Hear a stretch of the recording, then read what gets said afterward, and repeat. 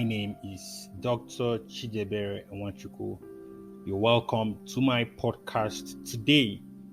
As you all know by now, for anyone who has been following my podcast, who is a subscriber to my YouTube channel, I'm a motivational speaker, marriage, relationship counselor, as well as a medical doctor. So today, I would like to talk about marriage matters. I'll be considering a topic that borders on marriage. But before I delve into that, if you have not subscribed to my channel, kindly do so and turn on the notification so that you would be notified anytime I post. It's just a simple click of the button. Just click the subscription button on the top right corner of your screen, just below this podcast, if you're using the YouTube to listen to me today. So I'll be talking about something controversial, and the title is Pet Name Controversy. What's the big deal in my fiancé or spouse calling another opposite sex a pet name? Hello? Pet name controversy. What's the big deal in my fiancé or spouse calling a member of the opposite sex a pet name? Earlier this week, I posted a From My Inbox question where a member of marriage and medical counseling group wanted to know if her fiancé was right in calling another lady a pet name on Facebook, or was she overreacting? As you would imagine, she got loads and loads of responses, including some great pieces of advice from our members. Some of the answers were extremely hilarious. And at the end, she asked if I could make a post on the topic. So this podcast is my attempt at granting her request. I know most individuals would have varying opinions in favor or against the issue of calling an opposite sex a pet name when you are in an exclusive relationship with someone else. Another group of persons would be indifferent to it, and they will just want to be sure that your heart is with them. So once they are convinced about this, you can knock yourself out with pet name calling, even in your dream if you like. Despite the varying opinions on this issue, there is an important point that the discourse lacked, and I would like to address it generically without referring too much to the question this lady asked me. I remember posting a write-up sometime on our Facebook group. It was about the secret of a successful marriage being both parties committing to a lifetime of striving to make and keep their partner happy. I take that again.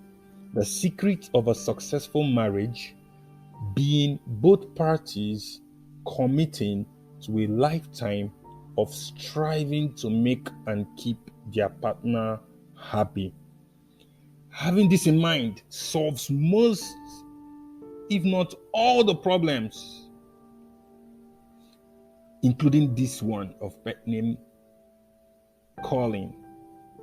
Because if using a pet name for another man or lady makes your fiancé or wife unhappy or to feel insecure, there is no room for explaining anything, whether it means something to you or not. You just apologize and stop it. Simple.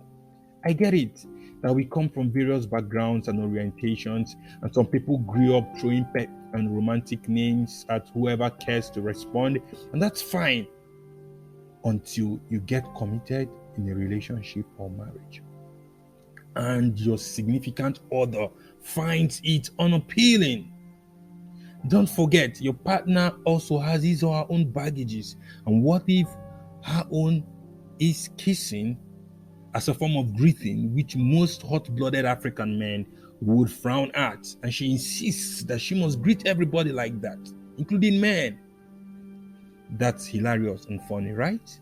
Marriage and relationship is all about mutual and progressive adjustment until we get to that point where the other person will code the minutest of signals as indiscreet as changing your pattern of breathing. But that's true. Time and devotion can produce this level of resonance between two people. It's pointless making excuses. Let's look at it this way. If he or she asks you to pick between your relationship and calling random people pet names, which would you choose? It's always easier to change ourselves than to try to change someone else. So instead of demanding your fiancé or wife get used to something that makes them sad, I know it's way easier for you to unlearn this habit, which takes nothing away from you in the first place. Once again, if you love and are committed to making your spouse or partner happy, this would not be a big deal. On the other extreme is the fact that words are powerful, and so don't try to deceive yourself by saying the pet name doesn't mean anything to you or even the people you're calling. Wait a minute.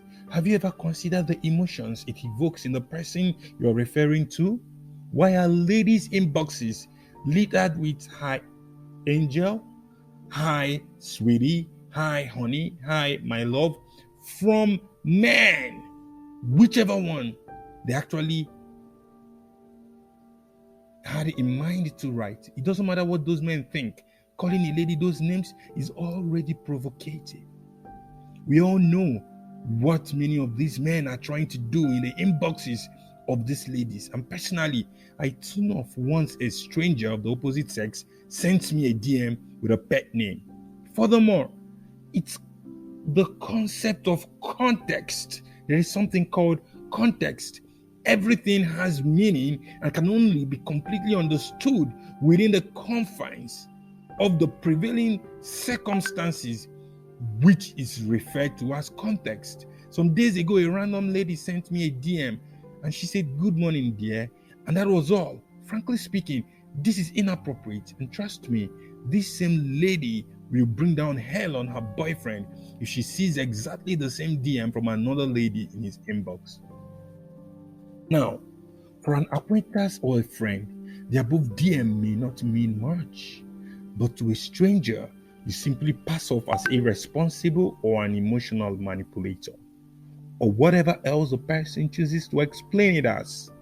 There is always a line to draw in everything, and as an adult, it's your duty to identify these invisible lines and avoid crossing them.